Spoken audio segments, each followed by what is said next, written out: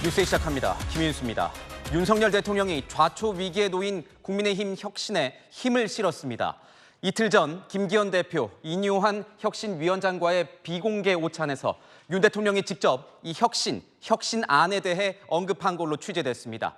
이 자리에서 윤 대통령은 혁신은 50% 성공했다는 인 위원장의 이 표현을 인용해서 당과 협력하면 100% 완성되지 않겠냐고 말했습니다. 당의 변화를 위해선 이 혁신안이 폐기돼서도 혁신을 멈출 수도 없다는 뜻을 밝힌 걸로 보입니다. 오늘의 첫 소식 조영민 기자의 보도입니다. 윤석열 대통령이 지난 8일 김기현 국민의힘 대표, 인요한 혁신위원장과 가진 비공개 오찬에서 혁신위 활동을 높이 평가하며 당 혁신에 대한 의견을 밝힌 것으로 파악됐습니다. 인 위원장이 혁신을 50% 완성했는데 당과 협력하면 그 혁신을 100% 완성시킬 수 있지 않겠는가라고 말한 것으로 알려졌습니다. 격려 차원의 메시지였다는 게 대통령실 설명이지만 혁신위 조기 종료 직후 인 위원장이 내놓은 발언을 인용하면서 당의 변화 필요성에 무게를 실은 것이란 해석이 나옵니다. 우리는 50%는 성공했다고 생각합니다. 자부심을 가지고 있습니다. 나머지 50%는 당에 맡기고 기대를 하면서 조금 더 기다리겠습니다. 여권 핵심 관계자도 남은 혁신의 50%는 공관위 등 추후 과정에서 잘 완수할 것이란 취지라고 설명했습니다. 다만 여권 내에서는 혁신 필요성만큼 속도 조절 역시 중요하다는 의미도 담긴 것으로 해석됩니다. 당 주류 희생안 등은 당내 반발은 물론 이탈까지도 불러올 수 있는 민감한 이슈인 만큼 적절한 처리 시기를 봐야 한다는 취지라는 설명입니다. 채널A 뉴스 조영민입니다. 이렇게 혁신안에 대한 윤 대통령의 입장이 아직 의원들에게 알려지지 않은 가운데 당 안팎에선 이 혁신안을 외면해온 김기현 대표의 사퇴를 촉구하는 목소리가 터져나오고 있습니다. 당이 좀비처럼 낭떠러지로 질주하고 있다는 날선 비판을 두고 도를 넘는 내부 총질이라는 반박까지 나오면서 내홍이 깊어지고 있습니다. 김호영 기자입니다. 인요한 국민의힘 혁신위원회의 조기 종료를 앞두고 김기현 대표 사퇴론이 터져나왔습니다. 당을 낭떠러지를 향해 질주하는 좀비 정당에 빗대며 전권을 주겠다던 혁신위는 결국 시간 벌기용 꼼수였다. 모두 속았다는 비판부터 인요한 혁신위 실패는 내년 선거 패배의 전조라며 김 대표의 결단을 압박하기도 했습니다. 혁신은 하나도 하지 않고 김기현 대표 본인이 반혁신의 아이콘이 되어 있기 때문에 수도권 선거는 절대 이길 수가 없고 당 대표가 되었으면은 그만한 각오와 결기를 가지고 해야 된다. 대통령실의 눈치를 너무 봐서는 안 된다. 최근 당내에 번진 수도권 위기론과 맞물려 강서구청장 보궐선거 패배 직후처럼 지도부 사퇴론이 다시 불붙은 겁니다. 김 대표를 옹호하는 목소리도 나왔습니다. 박대출 의원은 찢어진 텐트는 비가 샌다며 단결이 혁신이라며 지도부 사퇴론에 선을 그었고 대구 지역구인 초선 김승수 의원도 도를 넘는 내부 총질에 황당하다는 글을 의원 단체 대화방에 올렸습니다. 당 지도부는 조만간 공관위원회를 띄운다는 구상입니다. 채널A 뉴스 김호영입니다.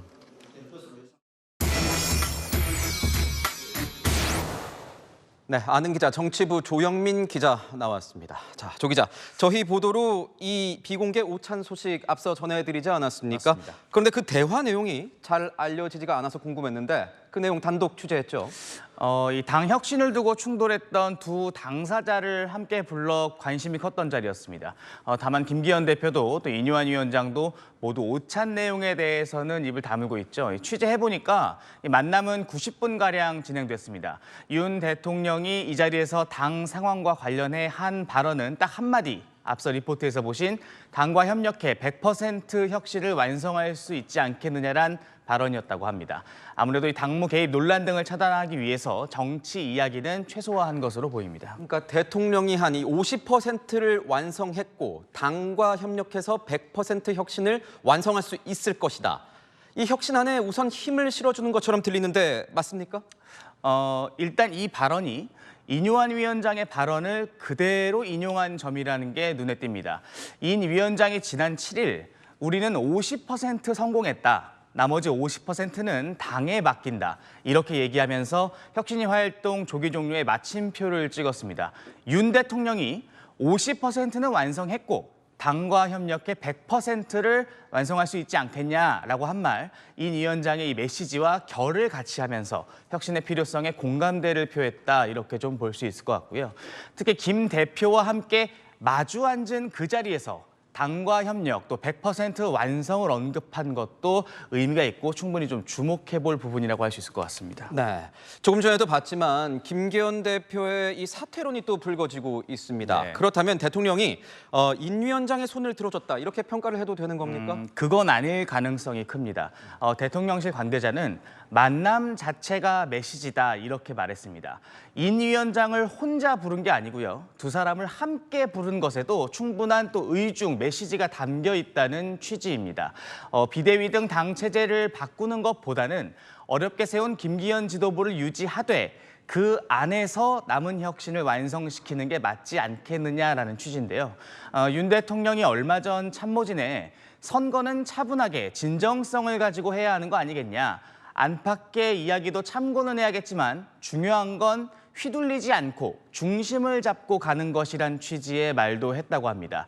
중심, 흔들리지 않고 이런 표현들을 보면 일단 김기현 체제를 유지하는 것과 그 결을 같이 하는 발언이라고 해석해 볼 수 있을 것 같습니다. 남은 혁신의 완성이라는 게 도대체 뭘지가 좀 관심이 가는데 일단 지금까지 나온 혁신안은 모두 6개죠. 네, 일단 1호 혁신안 같은 경우는 대사면이었죠. 수용이 된 상태고요.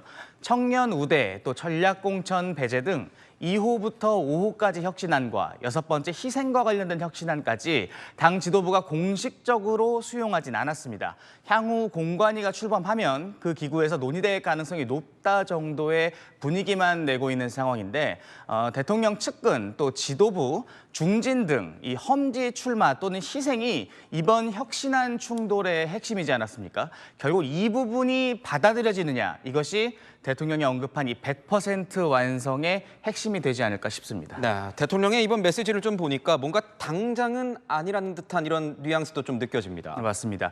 내부 이야기를 좀 들어보면 이 시기가 중요한 것 아니겠느냐 이런 얘기가 나옵니다. 대통령 역시 이 혁신의 필요성 자체는 공감하지만 혁신안을 실천하는 그 적당한 시점이 있다는 취지라는 겁니다. 이 시기가 왜 중요할까요? 총선을 지금 4개월 정도 앞두고 있죠. 당 바깥에선 여든 야든 신당 창당 움직임이 불며 세력 규합이 한창인 상황이고 또 당 안에서는 의원들이 혁신안 등 공천 문제를 놓고 예민도가 극에 달한 상황입니다. 섣부르게 공천 문제 등과 결부된 이 혁신안 처리에 결론을 내려버리면 당내 이탈 움직임을 자극할 수 있다는 위기감도 깔린 것이라는 게 이 여권 관계자들의 이 중론입니다. 네, 지금까지 아는 기자였습니다. 여야는 내일부터 임시국회 돌입합니다. 민주당은 이번 회기에 김건희 여사 주가 조작 의혹 등 이른바 쌍특검법의 국회 통과를 벼르고 있습니다. 윤 대통령을 향해서 거부권 행사는 꿈도 꾸지 말라고 경고하고 나서면서 여야 간 전운이 짙어지고 있습니다. 정현우 기자입니다. 더불어민주당은 연내 김건희 여사 특검법과 대장동 50억 클럽 의혹 특검법을 동시에 처리하겠다며 거부권 행사는 하지 말라고 공격의 포문을 열었습니다. 윤석열 대통령 역시 거부권 행사는 꿈도 꾸지 마십시오. 배우자의 범죄 혐의 조사에 대한 거부권 행사는 무슨 말로도 변명될 수 없습니다. 김건희 특검법이 국회에서 통과되면 윤석열 대통령이 거부권을 행사하지 말아야 한다는 의견이 70%로 나타났다는 여론조사를 거론하며 압박에 나선 겁니다. 국민의힘이 김건희 특검법 처리 때 이탈표를 막기 위해 공천관리위원회 구성을 늦췄다는 보도가 나오자 이준석 전 국민의힘 대표도 선거는 안중에도 없나라며 공격에 가세했습니다. 국민의힘은 공관위를 계획대로 구성하고 있다며 민주당이 정쟁을 유발한다고 반박했습니다. 민주당이 사법 리스크 전환과 총선 카드로 이용하겠다 하는 이런 계략이라고밖에는 볼 수 없습니다.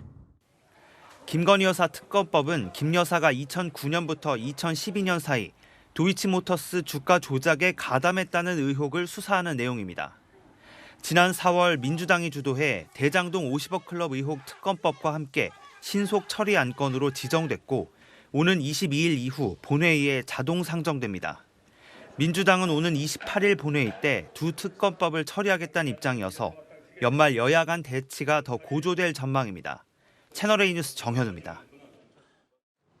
때가 되면 만나겠다. 신당 창당을 시사한 이낙연 전 민주당 대표가 이준석 전 국민의힘 대표와 연대 가능성을 열어뒀습니다. 앞서 이준석 전 대표가 보낸 러브콜에 화답한 모양새인데 실제 회동으로 이어질 가능성도 적지 않아 보입니다.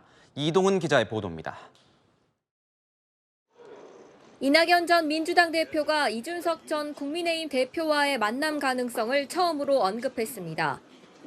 대한민국을 위기에서 구할 문제의식과 충정을 가진 사람이라면 어떤 방식으로든 뜻을 모을 필요가 있지요.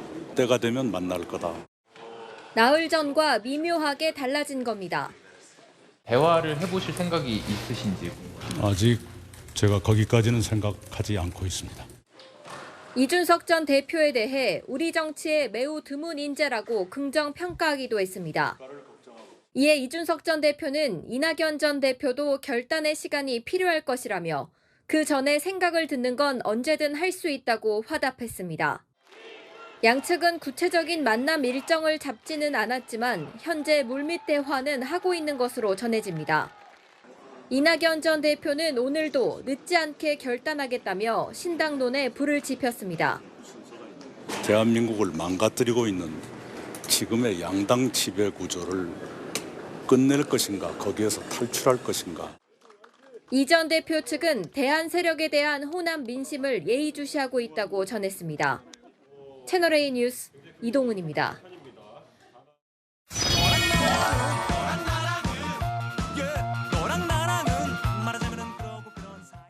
여랑여랑 정치부 최수연 기자 나왔습니다. 첫 번째 주제 보겠습니다. 이재명 민주당 대표가 What's wrong? 뭐가 문제냐고 했는데 이게 누구한테 물은 겁니까? 네, 조응천 민주당 의원입니다. 조 의원 오늘 원칙과 상식 행사에서 이 대표에게 들은 가장 황당했던 말이 뭐냐는 질문을 받았는데요. 이 대표의 What's wrong을 꼽았습니다. 뭐가 문제입니까? 아니 몇 년 동안 수도 없이 얘기를 했는데 뭐가 문제냐? 정말 막막하다. 그 주위 사람들한테 좀 물어보고 다시 통화하자라고 했었습니다. 그리고 그 이후에는 다시 전화가 안 왔어요. 뭐가 문제입니까? 그동안 비명계가 수차례 비판을 해왔는데 최근에서야 뭐가 문제냐고 물으니까 황당했다는 취지였습니다. 조금 전 영상에서 보니까 이 너라는 말이 언뜻 좀 들렸습니다. 이재명 대표가 문제라는 겁니까? 네, 오늘 토론회에서는 이 대표를 겨냥한 비판이 이어졌습니다. 우리 여성분이 민주당의 가장 큰 문제는 뭐냐, 너다라고 하셨는데 저는 너 밑에서는 아무것도 할 생각이 없습니다. 최소한 우리가 약속했던 거라도 지켜야 되는 거 아닙니까? 본인이 불체포 특권 포기하겠다고 했으면 지켜야 되는 거 아닌가요? 이재명의 민주당에서 국민의 민주당으로 바꾸는 거 이렇게 새로워지면 이게 신당이 되는 건데 이게 될 것 같아요, 안 될 것 같아요? 지금 보니까 이 뭐가 문제냐는 이 대표의 질문이 조 의원, 그러니까 황당하다고는 했지만 그래도 이렇게 물었다는 건 어떻게 보면 이 비명계와 소통할 의지가 있다는 건가요? 네, 오늘처럼 지지자들을 대거 초청해서 세력 모으기에 나선 비명계의 행보. 최근 이낙연 전 대표의 신당 창당 행보까지 이 대표도 상당히 신경 쓰고 당내 통합에 고심하는 것으로 전해집니다. 민주당 관계자는 대표 사법 리스크가 아직 살아있지 않냐며 체포동의안이 추가로 왔을 때 분열한다면 총선은 필패고 이 대표도 이를 알고 있다고 전했습니다. 다만 그 요구가 합리적이어야 한다는 건데요. 이 대표가 물러나야 한다는 요구라면 그걸 들어줄 수가 있겠냐는 겁니다. 네, 다음 주제 보도록 하겠습니다. 민주당 얘기인 것 같은데 뭘로 부르지 말라는 겁니까? 네, 바로 개딸입니다. 개혁의 딸의 줄임말로 이 대표의 강성 지지층들을 부를 때 쓰이는 말이죠. 이 대표 팬카페 개설자가 어제 자정 이후로 이 개딸이란 칭호를 더 이상 쓰지 말아달라며 민주당에 청원을 올렸습니다. 민주당원이나 민주당 지지자로 불러달라는 겁니다. 그런데 지금 생각을 해보면 개딸이란 이 표현은요, 이 언론이나 정치권이 먼저 쓴 건 아니지 않습니까? 네, 그렇습니다. 대선 직후에 이재명 대표 지지층 사이에서 먼저 등장했는데요. 이 대표도 애정을 숨기지 않았었죠.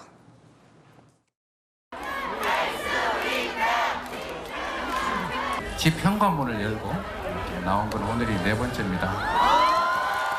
나오기를 잘한 것 같아요. 하지만 총선을 앞두고 갑자기 먼저 개딸 명칭을 파기할 테니 부르지 말아달라고 한 겁니다. 다만 이 대표 지지층 내에서도 합의된 입장은 아닙니다. 공감한다는 반응과 우리 의견은 들어보고 청원한 거냐는 등의 시끌시끌합니다. 네, 민주당이 과연 이 청원에 답변을 할지 조금 더 지켜봐야 될 것 같습니다. 마지막 주제 보도록 하겠습니다. 자, 윤석열 대통령과 기업 총수들이 보입니다. 네, 윤 대통령이 내일부터 3박 5일간의 네덜란드 국빈 방문에 나서는데요. 이번에도 이재용 삼성전자 회장 등 대기업 총수들이 동행합니다.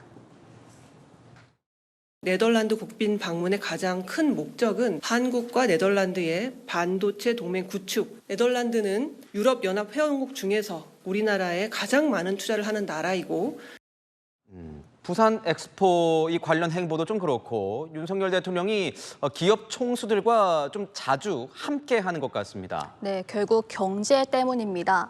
윤 대통령은 해외 자본의 국내 투자 유치에 대한 의지가 강하다고 합니다. 그러기 위해서는 양국 정상이 만난 자리에 총수들도 함께해서 바로 문제를 해결하는 게 효율적이라고 보는 겁니다. 지난달 영국 국빈 만찬 때도 윤 대통령 비서관들의 참석을 최소화하고요. 기업인들이 더 많이 참석할 수 있도록 지시했다고 합니다.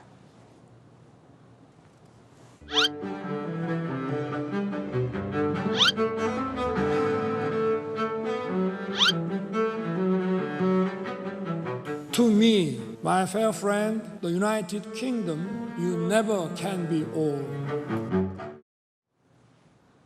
다만 지난주 기업 총수들과 함께 부산을 찾을 땐 병풍 세우냐는 민주당의 비판도 나왔었죠. 떡볶이 떡이 소주 쏜 거 아니야? 김석균 좀 주세요. 땡국물 좀. 너무 쫄깃한 것 같습니다. 대통령 자신을 위해서 이렇게 대기업 총수들 이용해도 되는 겁니까? 이 사람들을 부산까지 불러서 총선 전시하시는 겁니까? 의도했든 아니든 총수들의 동행 자체가 논란이 된 건데요. 대통령의 진심이 국민들에게 닿을 수 있도록 경제 성과와 행보가 뒷받침되어야 할 것으로 보입니다. 네, 지금까지 여랑야랑이었습니다. 하사나 소위 같은 군 초급 간부 연봉이 4년 뒤면 중견기업 수준으로 인상됩니다. 최전방에서 근무하는 소위의 경우 약 5천만 원을 연봉으로 받게 됩니다. 월급이나 생활 여건 때문에 군 초급 간부 지원자가 줄고 있는 현실을 고려한 조치입니다. 김재혁 기자입니다. 병봉급은 최저임금 수준을 보장하고 초급 간부 총소득은 중견 기업 수준에 준하도록 인상해 나갈 방침입니다. 국방부가 오늘 발표한 군인복지기본계획의 핵심은 하사와 소위 등 초급 간부들의 연봉을 2027년까지 중견기업 수준으로 끌어올리겠다는 겁니다. 우선 최전방 감시초소 GP와 일반 전초 GOP 등 전방에 근무하는 소위는 기본급과 수당 등 총소득 기준 연봉이 30% 인상돼 4,990만 원을 받게 됩니다. 같은 기준으로 하사도 연봉이 28% 오른 4,904만 원을 받는 등 모두 급여가 5천만 원대 가까이 인상됩니다.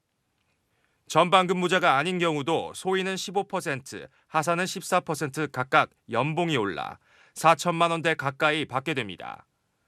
일반병 월급도 최저임금 수준으로 보장한다는 계획에 따라 2025년까지 기본급을 약 100만 원에서 150만 원으로 인상합니다.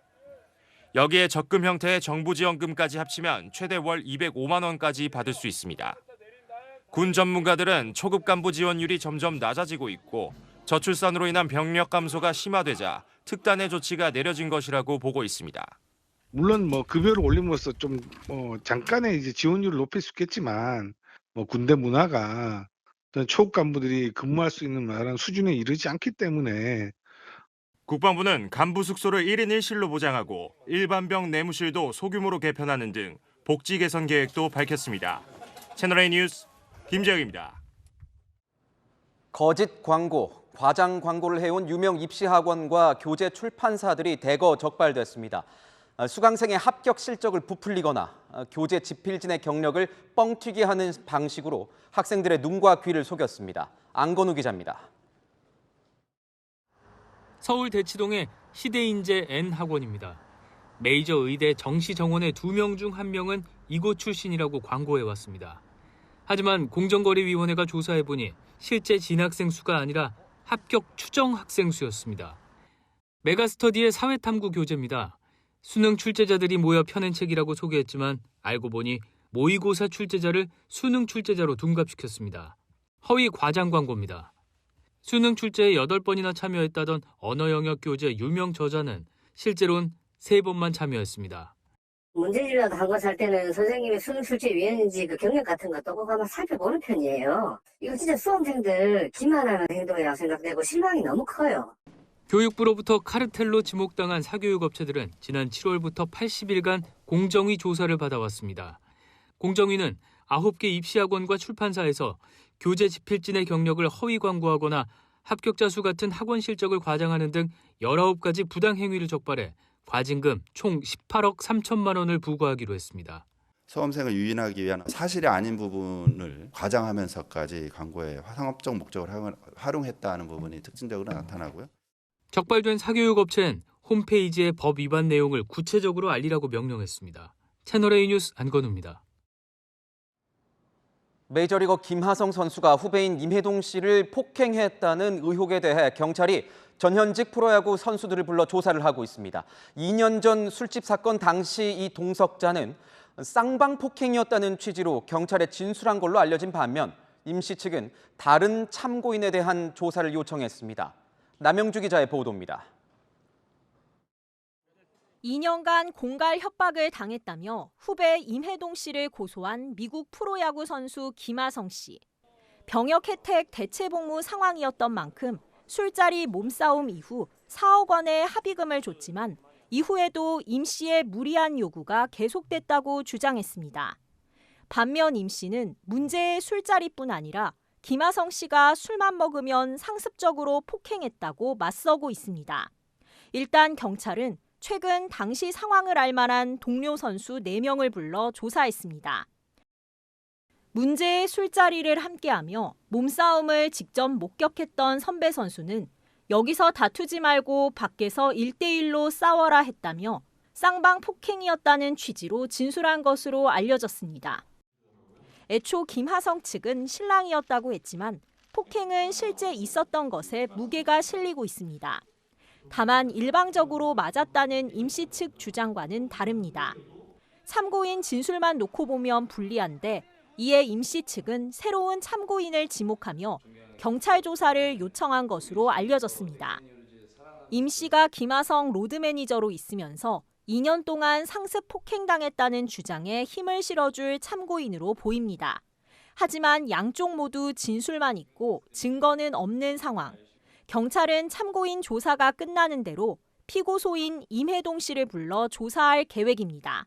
또 진실 공방이 벌어지고 있는 만큼 상황에 따라 필요하면 김하성과 임혜동 두 사람의 대질 조사도 진행할 수 있다는 입장입니다.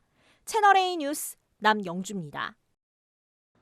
혼자 사는 여성 집에 몰래 침입한 20대 남성이 경찰에 체포됐습니다. 이 남성은 일면식도 없는 여성의 집 현관문 비밀번호를 누르고 안으로 들어갔다가 피해 여성과 마주쳤습니다. 장호림 기자의 단독 보도입니다.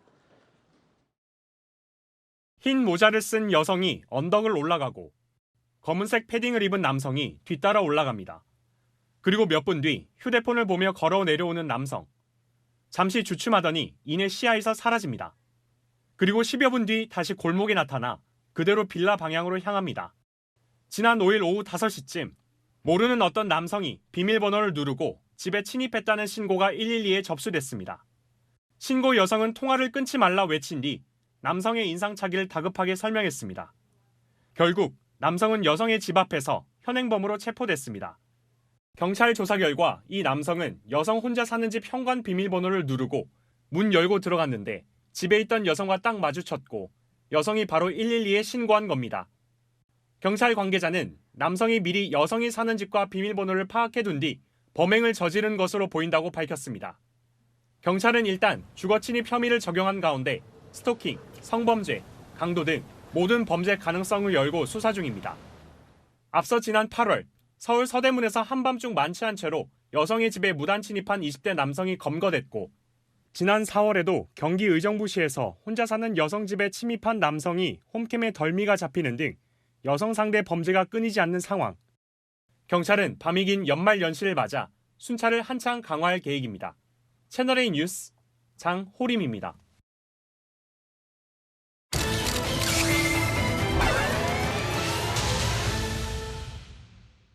최근 아내를 살해한 혐의로 구속된 50대 변호사 사건이 있었습니다. 처음엔 부부싸움 중 이 고양이 장난감으로 머리를 때렸다고 했는데 정작 부검에선 질식사를 한 정황이 나왔습니다. 왜 이런 말을 한 건지 사회일보 백승우 기자와 사건을 보다 해서 자세히 짚어보도록 하겠습니다. 자, 백 기자, 이 아내의 사망 원인이나 또 이 당시 상황 설명이 좀 너무 다르지 않습니까? 예, 맞습니다.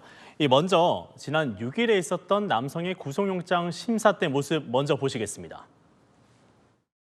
가족에게 하실 말씀 없으세요? 혐의 인정하시나요? 우발적으로 살해하신 건가요?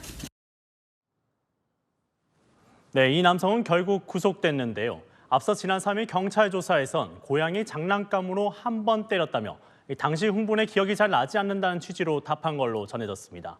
말 그대로 우발적 범행으로 고의성이 없었다는 겁니다. 하지만 경찰이 국립과학수사연구원에 시신 부검을 의뢰한 결과 사인은 경부 압박 질식과 저혈량 쇼크로 한마디로 외부 압박으로 숨을 못 쉬어서 죽었을 가능성이 높다는 2차 구두 소견을 받았습니다. 사인부터 당시 상황까지 전혀 다른 주장인 겁니다.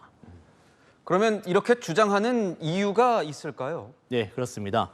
먼저 우선 피의자인 남성은 법을 잘 아는 유명 대형 로펌 출신 미국 변호사입니다. 형법상 살인죄와 상해치사죄를 가르는 결정적 차이가 죽음에 이르게 할 의도, 즉 고의성이 있었냐는 건데요. 살인죄는 사형, 무기 또는 5년 이상의 징역, 상해치사죄는 3년 이상의 징역으로 양형 기준에도 큰 차이가 있습니다. 실제로 선고형의 결정은 살인죄의 경우에는 10년에서 16년 정도, 상해치사나 폭행치사의 경우에는 여러 가지 또 고려를 해야겠지만 3년에서 5년 정도가 보통 양형 선고 기준이거든요. 이 때문에 남성이 의도적으로 우발적 범행을 주장하고 있다는 시각도 있는 겁니다. 그런데 이 남성이 아내와 다툰 이유, 뭔지 알 수 있습니까? 네, 이 대부분은 금전 문제와 성격 차이로 오랫동안 다퉈왔다고 하는데요. 사건 당시에도 별거 중인 상태였습니다.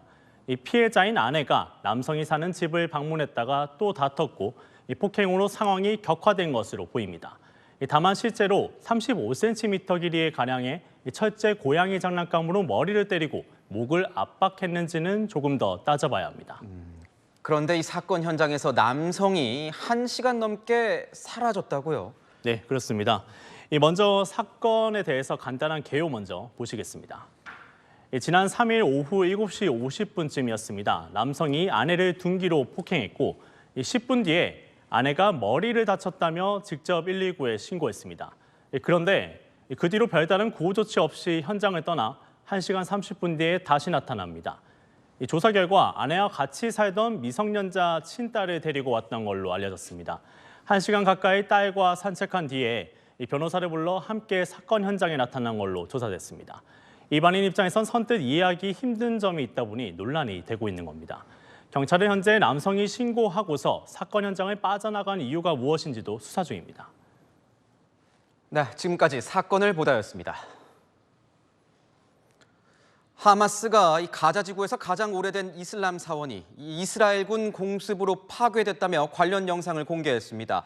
이스라엘 측도 이슬람 사원이 이 하마스의 군사 거점으로 쓰이고 있다며 맞받아쳤습니다. 김단비 기자입니다. 형체를 알아볼 수 없을 정도로 건물 대부분이 처참히 부서졌습니다. 외벽은 붕괴됐고 첨탑 기둥만 겨우 남았습니다. 이스라엘 군 공습으로 가자지구 내 가장 오래된 이슬람 사원이 파괴됐다며 하마스가 온라인에 공개한 영상입니다. 이번에 붕괴된 이슬람 사원은 가자지구 북부 가자시티 구 시가지에 있는 것으로 영국 공영방송 BBC는 7세기에 세워진 가자지구 내 가장 오래된 사원이 실제로 파괴된 것이 맞다고 보도했습니다. 이스라엘은 이슬람 사원이 하마스의 군사 거점 중 한 곳이라며 공격의 정당성을 강조하고 있지만 하마스는 이스라엘군이 악랄하고 야만적인 범죄를 저질렀다며 비난했습니다. 휴전 협정이 파기된 이후 이스라엘군은 가자지구 전역에서 괴멸적 작전을 수행 중인 가운데 현재까지 최소 7천 명의 하마스 대원을 사살했다고 밝혔습니다. אני רואה את ההישגים מיום ליום. אנחנו רואים כל יום עוד ועוד מחבלים שנהרגים, עוד ועוד מחבלים שנפצעים. 하마스 측도 이스라엘 군 장갑차 등에 포탄을 날리는 등 반격 영상을 온라인에 공개했습니다. 가자지구 북부 교전이 격화되면서 병원과 구급차도 무차별 공격을 당하고 있는 것으로 알려졌습니다. AP통신 등 외신들은 가자지구 팔레스타인 사망자 수가 17,700명을 넘었다고 전했습니다. 채널A 뉴스 김담비입니다. 중국의 백만장자, 그러니까 이 부자들이 가장 많이 떠나는 나라 1위라는 불명예를 안았습니다. 권위주의적이고 통제적 행태에 이 중국 부자들이 질렸기 때문이라는 분석인데 우리나라도 7위에 이름을 올렸습니다. 강보인 기자입니다. 정부의 과잉 통제 등으로 코로나 이후 중국인들의 이민 열기는 더 뜨거워진 것으로 보입니다. 2023年移民热度不减反增，搜索量达到了 1.7亿次。 금융자산 100만 달러 이상인 부자들이 많이 떠나는 국가 1위도 중국이라는 조사 결과도 있습니다. 중국에 이어 2위는 인도, 3위는 영국, 4위는 러시아였습니다. 6위 홍콩에 이어 한국은 7위였고 일본은 10위를 나타냈습니다. 이 같은 결과를 바탕으로 한 미국 경제 매체는 이들 나라에서 부자들이 왜 떠나는지를 최근 분석했습니다. 중국은 방대한 인구, 국가 통제적 자본주의를 고려하면 놀라운 일이 아니라고 평가하며 금융 등의 매우 엄격한 법과 제도 때문이라고 주장했습니다. 7위 한국에 대해선 아시아에서 가장 성공한 국가 중 하나라며 부자들이 생활비가 더 싼 곳으로 자신들의 부를 움직이려 떠나고 있다고 진단했습니다. 또 한국에서는 자본의 유동성이 높아 해외 이주를 큰 문제 없이 할 수 있다 덧붙였습니다. 일본 역시 높은 생활비에 정부의 인플레이션 규제로 많은 부자들이 해외로 이탈하고 있다고 봤습니다. 채널A 뉴스 강보인입니다.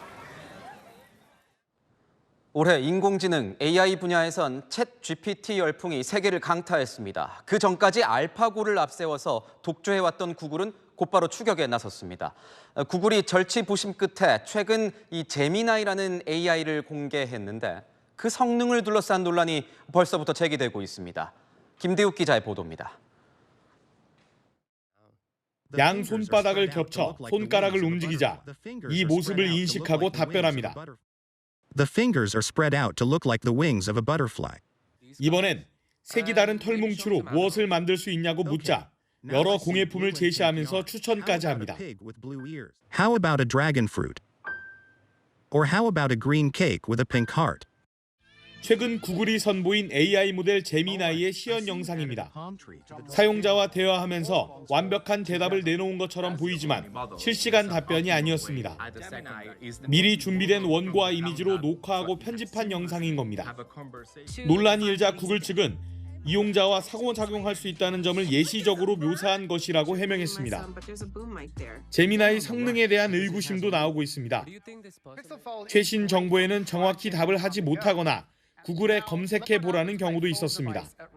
일각에선 구글이 오픈 AI와 마이크로소프트와의 경쟁 속에 제미나이를 성급하게 공개한 건 아니냐는 평가도 나옵니다. 채널A 뉴스 김대욱입니다.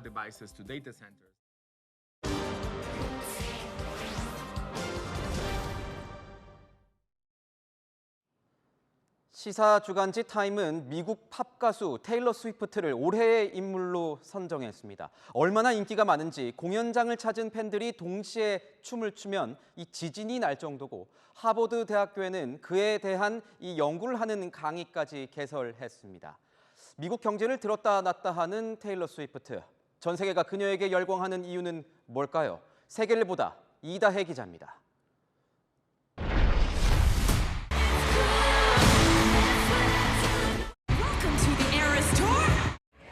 미국 여성 싱어송라이터 테일러 스위프트를 보러 온 사람들로 공연장 안은 물론이고 바깥도 발 디딜 틈이 없습니다. 관객 7만 명이 함께 몸을 흔들다 보니 2.3 규모의 지진도 발생했습니다. These dance and jump so much that they caused a literal earthquake in Seattle. 올해 3월부터 북미와 남미에서 개최한 공연으로 대중음악 사상 최대 매출인 우리 돈 1조 3천억 원을 거둬들였습니다. Mas isso aqui é um sonho. Eu batalhei muito, juntei dinheiro para estar aqui nesse show. 2006년 데뷔해 올해로 17년 차, 34세 중견 가수지만 전성기는 매년 갱신되고 있습니다. 데뷔 초 신세대 컨트리 가수로 중장년층의 관심을 받았던 테일러 스위프트.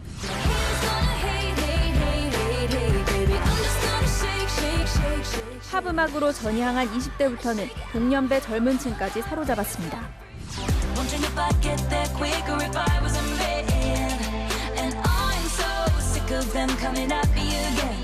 특히 자신을 따라할 청소년들을 위해 담배와 문신, 마약을 하지 않고 기부나 봉사에 적극적인 모습을 보이며 미국뿐 아니라 세계적인 지지를 받기 시작했습니다. 어른들이 접했을 때도 부담이 없는 그런 통합적인 콘텐츠로 가는 게 대세가 아닌가. 그 정점에 저는 테일러 스위프트가 있는 것 같아요. 그의 인기는 학문도 만들어냈습니다. 하버드대 등 명문대 10여 곳에서 그의 음악과 인생, 팬 문화 등을 공부하는 이른바 테일러 스위프트학 강의가 잇따라 개설되고 있습니다. Might be kind of dismissive of the notion that she really does have a lot to say, right? And there is a philosophy that runs through her music. 스위프트노믹스, 스위프트 공연이 열리면 경제가 살아난다는 이 신조어는요, 단순히 공연 수익만을 의미하는 것은 아닙니다. 이 공연을 보는 팬들의 소비로 호텔과 음식점 등 경제가 살아나고 영화와 기획 상품 등 다른 산업까지 영향을 미칩니다. And our hotel for one night, which was very freaking expensive, was $388. In total, I spent $2,023.58 to go to the Taylor Swift concert. But I now know why everyone is saying that Taylor Swift jump-started the economy. 올해 스위프트의 미국 내 공연 경제 효과 추정치만 약 7조 원으로 미국 국내 총생산 GDP를 끌어올렸다는 분석도 나왔습니다. 한 가수의 거대한 인기가 사회 현상을 넘어 다양한 분야에서 파급 효과를 내고 있습니다. 세계를 보다 이다혜입니다. 이례적으로 포근했던 요 며칠 사이 강원 강릉에는 봄꽃 개나리가 피었습니다. 겨울답지 않게 20도 안팎까지 올랐는데요. 내일부터는 비가 내리면서 기온이 내려가겠습니다. 특히 한 주 동안 비 소식이 잦습니다. 눈으로 오는 곳도 있고요. 많이 내리기도 합니다. 우선 내일부터 모레는 제주 산간에 150mm 이상, 강원 산간에도 100mm가 예측되고요. 내륙으로도 60mm가 내리겠습니다.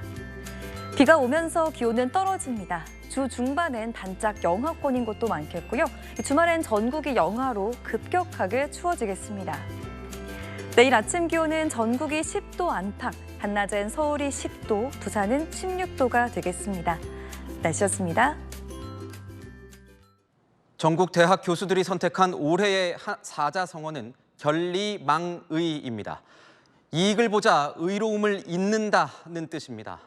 바르게 이끌기보다 자기 편의 이익을 더 생각하는 우리 정치 현실을 아프게 꼬집는 말입니다. 마침표 찍겠습니다.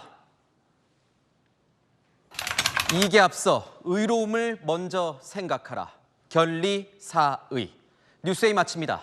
고맙습니다.